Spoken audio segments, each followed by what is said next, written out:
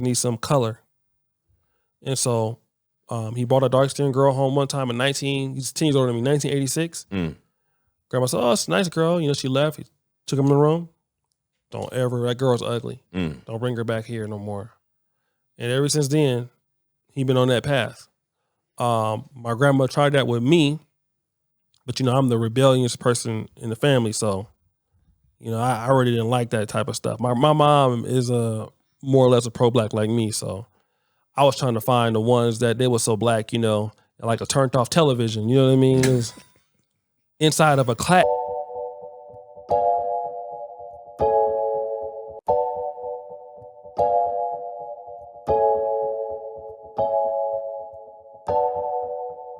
Hi guys, welcome to Kenganda. My name is Johnny Tamaya and this is the Repat podcast. I'll let my co-hosts introduce themselves, starting with my left. Listen, it's your favorite everything, JR Wisdom.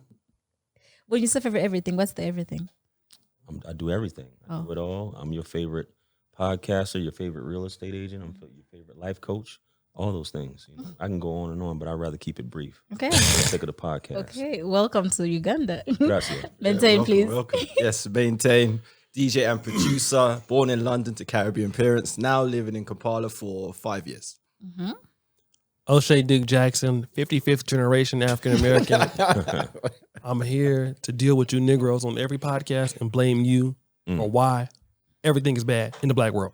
Got it. Okay. Shout out to the now, Duke. O'Shea, I actually want you to introduce this topic because I feel like you'll better explain it to our viewers. So shout out to Brother JR Wisdom. He came to visit us from South Carolina, and we've been YouTube buddies for a long time. He's happened to be around the continent, and he wanted to come to Uganda, so he did.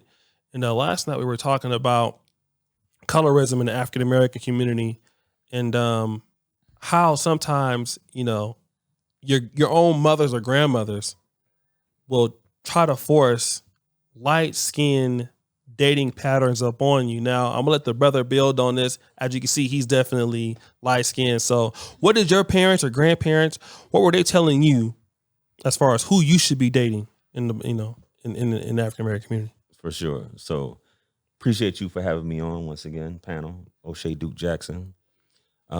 This is something obviously you see. I'm a biracial individual. If you guys didn't know, you can call me light skin, high, yellow, red, all those things, those derogatory terms. But my father's a white man, my mother's black, right? Okay. So my mother, obviously, she had 2 children before me, which were, her husband was black, which was my 2 older sisters. And then she got with a white man for the sake of being taken care of. Mm-hmm. He was a much older gentleman, like 30 years older than her, know. So with that being said, her father was half white. My mother's father was half white. And that was one thing I recently had a conversation with her, which this was probably about a few weeks ago, where she said she remembered her father when she brought a boy home one time to the house. He was black. And he said, as the boy was walking off, he was saying something like, that nigga ain't gonna be shit. Don't you ever bring that nigga around here again, or something like that. And this dude he was a light-skinned dude, but his father was white. Or something like that, like he ain't gonna end up being nothing. Something along those lines. So I remember from a little boy, my mother always saying, don't get with a dark-skinned woman.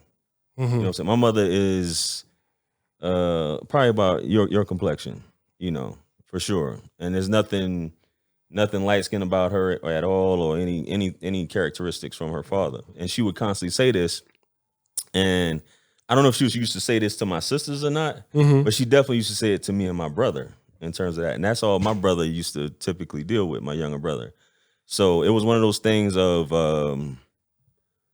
what's that, mejora la raza, that the Hispanics have, improve the race, which basically means, and I'm not saying that's the exact same thing, but it sounds like it. Sounds like it. By dealing with somebody of a lighter complexion to keep your children, looking a certain way. So this is something that she was taught, I guess, from her father as well as other people. And you hear this around all the time, but definitely she would say, don't you bring no black ass girl home, or don't get no black ass girl pregnant. You know what I'm saying? And things like that. So it's definitely, and even just things that she would say, just around, around the house or just about other. It's funny how black people will say things about other black people. I don't know how it is over here, but definitely in the States, or how somebody black will call somebody else black, like in a derogatory manner. Yep. You know what I mean? And it's weird. It's almost like to disrespect you. I know you said something about your my grandfather grandfather, had said something, which I guess you'll expound on here soon, but. I always thought even at a young age something was wrong with that. You know what I'm saying? With her saying something like that. You know what I mean? Because I was attracted to all women. You know what I'm saying? Not really white women, you know what I'm saying? But I was attracted to all women. It wasn't really a big thing. So that was my experience growing up. And even to this day, you can still hear her saying, she's 71 years old. You can still hear her say certain things in that old age about something like this, which I think is very unfortunate, and strange in my opinion. But that's been my experience in terms of what it was like, and people, her friends, family, and things like that. My uncle married like what you call blue black, right? Yeah, real black, real black. My uncle's light skinned dude, and he married, and they weren't happy about that. Right. When he married her, you know what I'm saying? So it's just definitely one of those things. And you hear it in conversations around the way and stuff like that. So, yeah. I want to just, build on that. I don't know about in Britain, but, number one, my grandmother would always tell me, my older brother, you seen his wife, I won't say who she is, but my older brother's wife is, all his kids have been extremely light skinned. My brother is darker than me. So my grandma would say, you're nice looking guy, you're tall and everything, but you're too black. So when you have kids, your kids need some color. And so he brought a dark skinned girl home one time he's 10 years older than me, 1986. Grandma said, oh, it's a nice girl. She left. He took him in the room. That girl's ugly. Don't bring her back here no more. And ever since then, he been on that path. My grandma tried that with me. But, I'm the rebellious person in the family. So, I already didn't like that type of stuff. My mom is more or less a pro-black like me. So I was trying to find the ones that they were so black, like a turned off television. You know what I mean? It was inside of a casket black. So I would just do that. I would go hold to my grandma's house. She would just be like, she'd be mad. You know what I mean? But it happens. And I want to say this because a lot of times, you look at these black men like Kanye West, you look at them, sometimes even Ray J, and a lot of these black men who they choose to deal with, black women will complain and say, these black men are colorists and they're not choosing black women. But what you don't know is that their moms is telling them that. And that's something that gets overlooked. And a lot of times in the black community, black women tell their kids to do something and then they get to become the scapegoat. Like, I can't be blamed. But black women in America, some of them will tell you, hey, that girl is just too black. That girl is too dark. Or, you too black, you need some color. And then your dad might not be saying that, but your mom will tell you that, or your grandma will tell you that. I've experienced it. And then when you look at why black men are choosing these other different women, well, because if they bring somebody home that's black, the mama gonna tell them, hey, get her the fuck out of here. And we never talk about that in black America or the black world, but it's true. I'm not saying every situation, but you'll never guess how many situations that black people tell their kids not to deal with that person. The person does that. I want to say one thing. My grandfather, he never wanted no association with like being black or African. He was born in 1918. So he was I won't call him a sellout or nothing like that because he just came up under that particular time. But if you were to say, hey, Thompson, you black, he ready to fight. That's fighting words in that time. That's like, back in the day, you used to have like a little stick, step over this stick and we got to get to fighting. Right. Yeah, that's the old time stories. Yeah. But if you called him black, immediately he ready to whip your ass because that was a derogatory. That's why you hear that black folks just back in the day say, I'm not black, I'm mixed with Indian. You used to hear that before? You used to hear that all the time. Black always in order to lighten the world. Like I even heard one dude, he was real dark skinned, so people used to call him Africa. He said, don't call me Africa, man, call me Jamaica. Because he'd rather be associated with Jamaica than to be associated with Africa because of the connotations in Africa. Because when you ever see black, you see Africa, you see it's poor. You're a savage. You know what I mean? Yeah. So a lot of folks was trying to move away from that and get away from that particular teaching, which I mean, So is that maintain your Caribbean? Yeah. How was it there? Yeah, in the Caribbean community in London, it was a big problem. Big problem. We were just speaking off air. Like I was speaking to my work colleague at work, and I told her, "Oh, you got beautiful brown skin." And she goes, "My skin isn't brown; it's black." But it's like, no, like all of us here, we're all different shades of brown. So it's a big issue in the Caribbean community because dark skin is kind of related to like you say, savagery, being poor. It's not desirable. Like the paler you are, the better looking you are. It's even gone to the extent where you have Caribbean artists talking about bleaching their skin in songs. Caribbeans. Yeah, it's like Vibes Cartel with the cake soap thing, calling himself the dancehall version of Michael Jackson, you know, promoting that sort of, you know what I mean, that sort of like, I don't know what to call it, but it's a big issue and something I've always grown up with and I've never, ever liked. Never, ever liked. It's like my mum, like my dad wasn't too fussed about it, but my mum was always like, I have to speak to her more about it. But like, if I go out, say it's a summer's day, I go out and play with my boys and all that. Don't be out in the sun too much; you'll get dark and all that stuff, and all these things, you know. So it's just like, even if you're like, if I'm sitting down watching television, I'm like that with my nose, and I'm watching something. I'm like, stop playing with your nose like that; you'll make it flat, and all these things. So it's something that's inherent, and it just needs to be unlearned. Really. Well, for Uganda, most Ugandans are dark skin. I mean, clearly, look at people, not to hate on them or anything, but I don't think for someone to be light skinned either, there's a mixture of something, or like it's a rare occasion, but it's not like that rare. But it's not most Ugandans are dark skinned. But then like I remember growing up, our aunties, we call them the Sengas. They would tell you, oh, make sure you also marry like a light-skinned man because like you want your kids to come out lighter. And then we've had girls who have also grown up obsessed with the fact that they want lighter babies. She's like, oh no, he's ugly and he's dark. I don't want his babies, you know? And it's like, no, I want a light-skinned man so that I can have light-skinned babies. And people still think like that. I feel like it's so People dumb. still think like that, lighter skin, better hair. But I feel like it's so dumb. And then you can also see it in do you know now some women do bleach their babies? You know that, yeah? Wow. Yeah. I didn't know that, and I hate that. Yeah, because apparently if the child comes out dark skinned, so she's like, no, I need to start when he's still young, so when he grows up, he can be lighter. The science doesn't make sense, but it does happen.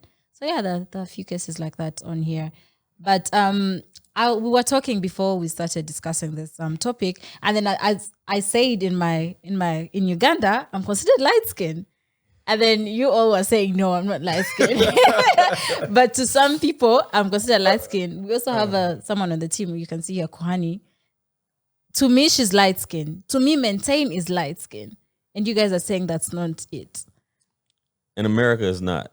Yeah, unfortunately, if we want to put it fortunate or unfortunate, it's not. You know what I'm saying? But I can understand why. What do you call it when it's one society? What is it called? Homogeneous. Homogeneous. When you have a homogeneous society, you know, you have to, I guess, set a standard. Like in the States, we had something called the paper bag test a while ago. Have you heard of this? Yes. I know you heard of it. But I don't know if they heard of it. No. Kuhani heard of it. She said it just now. Yeah. So basically, they would, you know, like a regular paper bag, like a paper bag like that you put stuff in, like any, like grocery, whatever. You basically, if you were darker than the paper bag, then you weren't deemed worthy or able to enter certain places and have access to certain things, or you were viewed as less than because of your skin tone.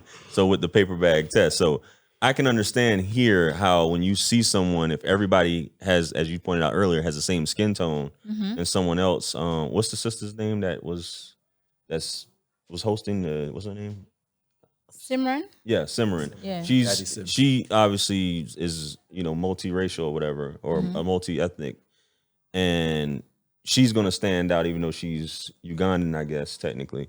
So I guess you can say things like that, or like or as I said, the whole Michael Blackson joke, or how he said in Ghana, in his village, he's viewed as a red bone, but in the States, he's considered blue-black. Right. You know what I'm saying? It's comedy, we laughing at it, but when you mentioned it, that's the first thing I thought about. You know what I mean? But I can understand and, you know, basically say, okay, it makes sense.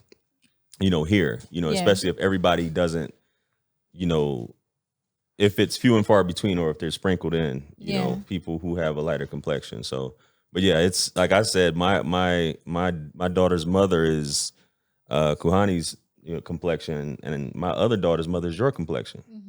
And I've had her, you know how women are. How are they? Huh? Well, women can be catty. Let me put it like that. Especially, if you have children by these different women or whatever. So one is one complexion, one is this complexion. So you have to feel like I have one up on her. So I'm going to talk about her complexion. Like, so she would say stuff like, that old black ass girl or whatever, blah, blah, blah. She's talking about my other daughter's mother. And she's, like I said, that's just like Kuhani calling you that old black ass girl, whatever, blah, blah, blah. Yeah. But her mother looks like is your complexion, even though she's brown skinned. You know what I mean? So it's just stuff like that just happens, I guess, when people. It's within our culture, and I don't think it's going anywhere. I think O'Shea said that earlier. I don't think it's going anywhere anytime soon in terms of that thought process. And just as white folks, racism is taught, I think colorism is taught as well. And it also comes from the media in terms of what girls see and, feeling that you get more opportunities or the light-skinned girls. Or you even had, like, I had I think my daughter's mother said one time that light-skinned women get away with more than what a dark-skinned woman can. Yeah, so there's like some name calling, that goes on, and I wouldn't just say it's exclusively to the South. This goes on all around stateside. At least if you have a lighter complexion, biracial, things like that. That typically, I'm like I mentioned earlier, I'm from the South, the Southeast mainly, but it occurred throughout the South. Is known for its racism and slavery, and a lot of this stuff was I wouldn't say inbred, but it was taught, and I think it obviously can go back to slavery in terms of the favoritism, when we talk about the whole concept of the plantation owner or the master sleeping with the slaves and then having children, and the children being lighter complexion or biracial, and them receiving preferential treatment, and or those who the house Negro as opposed to the field Negro, that whole situation going on. So the things being called nowadays high yellow, red bone, yellow bone, things like that, half breed, and light skin is being viewed as being weaker just in general. If you're perceived, you get a lot of those jokes because you're light skinned, you can't fight, you're emotional, you're a punk or whatever. And light skinned women, and I don't know if it's one of those things, I know Malcolm X talked about this with his mother. His mother chose his father because his father was so dark skinned. And she was from Grenada, right? Her parents from Grenada, and I think her father was a white man or whatever, that had R-word her mother, if I'm not mistaken. So she purposely sought out to get a dark-skinned man just to have, darker babies. And I think that that's a thing that still goes on today, because you have some light-skinned women that are teased as well, or feel like, from both sides, women that are dark-skinned will think that light-skinned women think they're better than them, and the men are the same way. That you're stuck up or you're such and such because you're light-skinned, you think you're better. So I feel like some light-skinned women, that's why they purposely, that may be one of the things why they choose to deal with dark-skinned men, as opposed to being with lighter complexion men. And it's also taught, I think we were talking about earlier, you hear that a lot about another reason why the mothers tell their daughters to, and the sons, but more so the daughters, to get with lighter skinned men. And I think you said that occurs here, is so your baby can have pretty eyes and good hair. There's another thing that I remember a story where I heard a dude, I had just joined basic training in the Army, and I was just minding my business. We all taking a shower, and I had already gotten a number of some girl that he had liked. and he didn't like that. He was a dark skinned dude, and I'm just pointing this out that the fact that he said this gave me a glimpse into his mindset. Mm-hmm. We just in the shower one day, and he's just in there talking to himself, and he was like, man, I'm cut up, I'm ripped, I'm shredded, basically saying that he's in good shape or whatever, right? And he's like, I don't got pretty eyes or good hair either. Obviously talking about me by saying this in a roundabout way. And I'm like, why would this dude say this? So I would hear stuff like that all throughout growing up. So this colorism situation is very, very deep and it's petty. And I think it's just like how white folks are taught racism and or colorism, as well as other ethnicities. Indians is bad in the Indian community.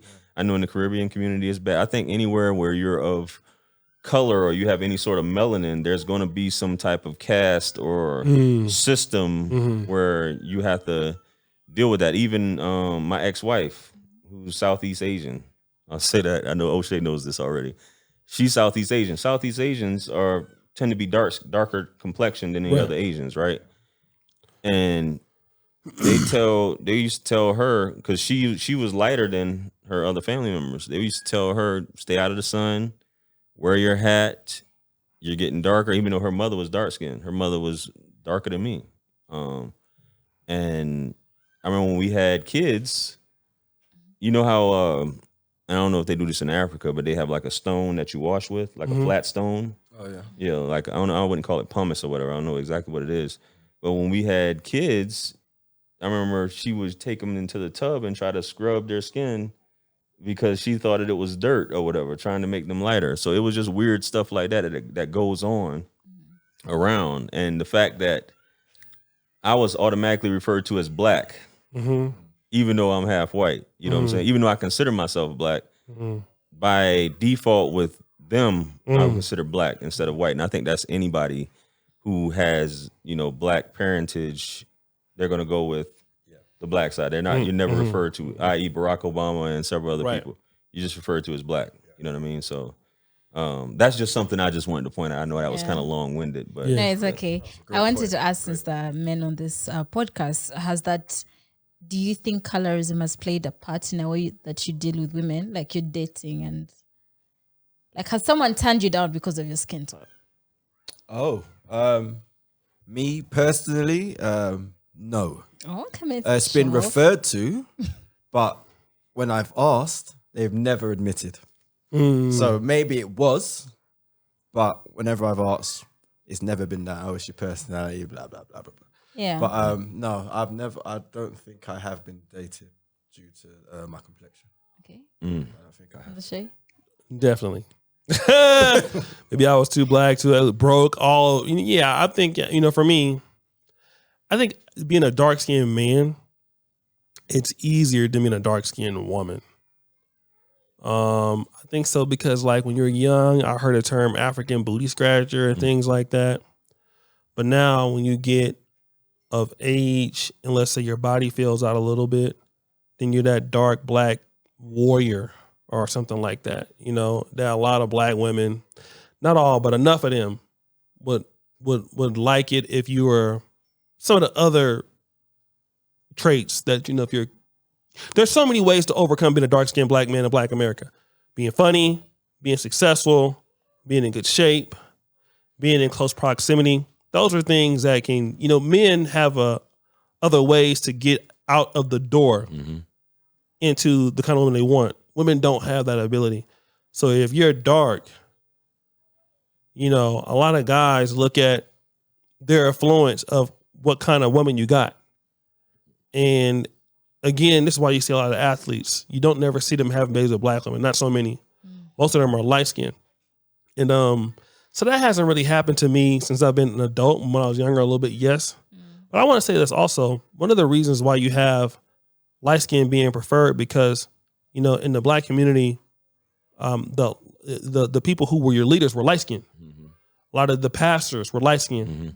The prominent people, the prominent presidents of HBCUs, like even Thurgood Marshall was light skinned. W.E.B. Du Bois was light skinned. So your first academics in the black community were light skinned.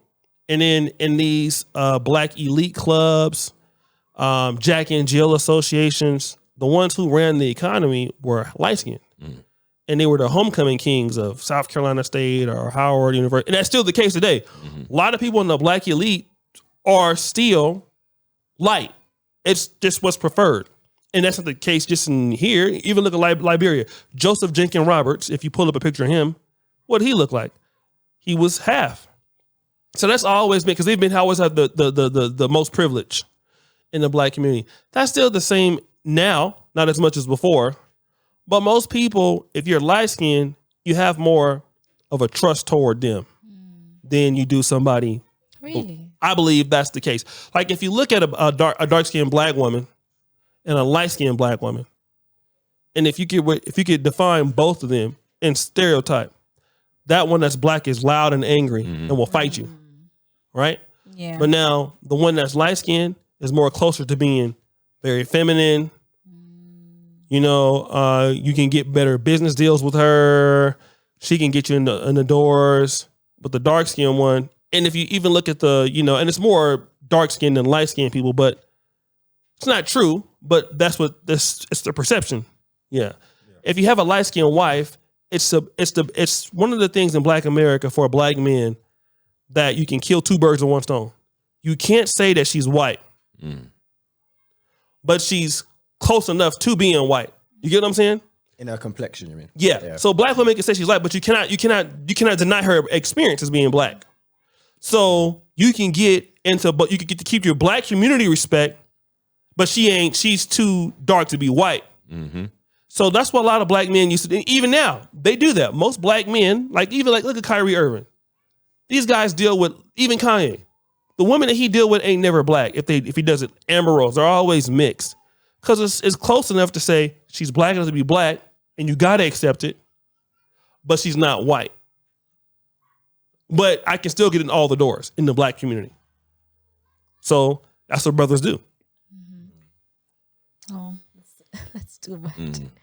That's too bad. Just to when you talked about the stereotype that light skinned men get, and about how women look at light skinned men and think, oh, he won't be able to like protect me or anything like that. I'd just like to point out the light skinned men on TikTok. What? Sorry, I want to hear this. Yeah. No, you should. I mean, you should see what they're doing on TikTok. They're licking their lips and whining their waist. So you're being tantalized and it's upsetting you. Yeah. Let me just say this. Those light-skinned dudes in the black community will fuck somebody up. That's why those people that are real pro-black, they be the light-skinned dudes, because they have to like prove their blackness. Yeah. So like, because one thing is about being light-skinned in the black community, like you're not black, and they be the ones, even in black gangs. Yeah. Watch out for light-skinned dudes in black gangs. They go the hardest. Right. Just like white dudes in black gangs go the hardest. Right. Yeah. And the women, they be having to prove themselves, because like, let's say somebody like, I'll even use Simran. Simran's very light, and somebody can look at her and say she's not black enough. Well, you see what her boyfriend looked like, right? That's people who want to accept the black side. They're going to go all the way in like 200% down, and you see that a lot. A lot of the people who go hard for blacks and are light skinned, they do the most for the race historically. The ones who have really took black people to where they need to go have typically been light skinned people. Yeah, because they had to prove themselves. Yeah. Yeah. True. So that was wrong of me to hate on them. I didn't want to. I was not hating on light skinned men. I was just pointing out what I'm seeing as Let's a just female. stop licking their lips on TikTok. Please stop. Yeah. Whining their waist and looking into the camera and holding, I guess, for 1 minute. Anyway, but would anyone like to add anything? No, about I this just topic? think it's if you're looking to go deeper and beyond what we're speaking about, right? It's Western ideals of beauty. Yes. Which have been forced upon us, right? Global. Blonde, yeah, right? Blonde hair, blue eyes, snowflake skin, all that stuff, right? And we've taken that on board, rightly or wrongly, and it's set us back. And it's way better present day than it was when I was growing up. Yes. But yes, it's still a lot of work to do and needs to get better. Okay. For real. JR, any last remarks on this topic? Yeah, you asked, the question was, have you ever been turned down because of your... Oh, yeah. Yeah. God, I didn't answer you. I have several times, believe it or not. Really? And I just wanted to make that clear to everyone. Oh yeah, I believe it. I even came to a point where I used to come up with a joke sometime, and it would kind of real to men. I'd be like, is it because I'm dark skinned? You know what I'm saying? I'll hit them with that when they be like, because I've had women have no problem telling you sometimes, even though a lot of times women don't want to hurt your feelings. Yeah. But sometimes they'll be like, and that's why I said on the show yesterday when I said to her, you know, something along the lines of, you know, am I too light or something like that? When I said that to her, I was just joking on the show. But I have been told that it's because I can't get with that. I can't roll. You know, it's you're too light skinned, or obviously, as I said, it's almost a no if it's a light skinned girl, because I already know off top, you know, that I'm not gonna be her cup of tea. It has to be something else. So the comments that I get on a lot of my videos are about my skin tone and about you have no problem with women or this, that, and the third. And I get turned down just like every other dude. You know what I'm saying? Like, it's not just because your skin is a certain color doesn't mean. O'Shea hit it on the head about some of the things that men can do to stand out. And I think that's what's more important. You got, and there's a thing I've heard women tell me this, say, as I said, once again, if you're light skinned, you can get away with more. I've heard women say that dark skinned men treat them better, or they can get away with a lot more because they feel like they're put up on a pedestal more so. There's a thing that two pretty people can't be together. Yeah. And I hate to say that a dark skinned person is ugly, but this is what's being said. Right. Is that two light skinned people, but not all light skinned women are pretty. I just want to say that off top. That's true. You know what I mean? But two light skinned people, y'all both think y'all cute. Right. So it's not going to work. You know what I'm saying? And that was said to me about one of my daughter's mother one time. You know, that you guys, that's not going to work out because both of y'all think, you know, you're attractive. You know what I'm saying? So this is something that was told to me by several women, that dark skinned men just treat them better. They will put them up on a pedestal. They cater to them more so and things like that. And I mean, I don't know, but I have been told that, you know, nah, I'm good on stuff like that. You know, I can't. Or even I've heard women ask other women, like, because women have told me this, that have dated either biracial men or light-skinned men, like about their sexual prowess, being that they're light-skinned, they're not as, their sexual prowess may not be up to par with the dark-skinned man. With a dark-skinned man, you know, which I ain't even gonna say nothing now because that's not what this topic is about. You know, because you know we desecrated a lot of stuff, you know, and we're not gonna get into that. But you know, but the fact of the matter is, it does happen. There's a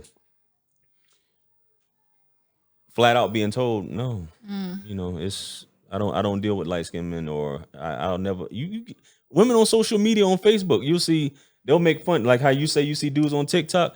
I can never deal with a light skinned man. This is why I could never deal with a light skinned man. I need me a chocolate man. I need me a chocolate man. I need me a chocolate. That's all you hear, and just going on. I could never deal with a light skinned man. So, but I've been told that for sure. Yeah. Yeah. That's too bad. And I always be like, it's because I'm dark skinned. I always. Yeah. No, but that's too bad because you're literally walking candy in Africa. The girls will get you. So too bad you're leaving tomorrow. Let me see something. So the girls will come through for you. All right, guys. I think we can end this episode, right? Unless someone has anything else to say. No, but yeah, tell the people where they can find you if they want to reach out. Yeah, you can find me if you want to DM me. You know what I mean? You can hit me up on Instagram at JRWisdom_. That's JAYR_Wisdom_. I'm on YouTube, JR Wisdom. TikTok, JR Wisdom. You can just type in JR Wisdom on any social media platform, including Facebook, and you'll find me on there. So for sure. Thank you. Maintain. Yeah. DJ Maintain on all social mediums. Yeah. At O'Shea Duke on Instagram. O'Shea Duke Jackson on YouTube. Shout out to the Duke. Perfect. Yeah. Okay. Thank you so much for this, guys. And you can follow Kengana Nation on all social media platforms and subscribe to this YouTube channel. Also, if you're looking for love in all colors, head over to Pan African Dating Show and subscribe and watch and do all the nice things. We'll see you guys next time.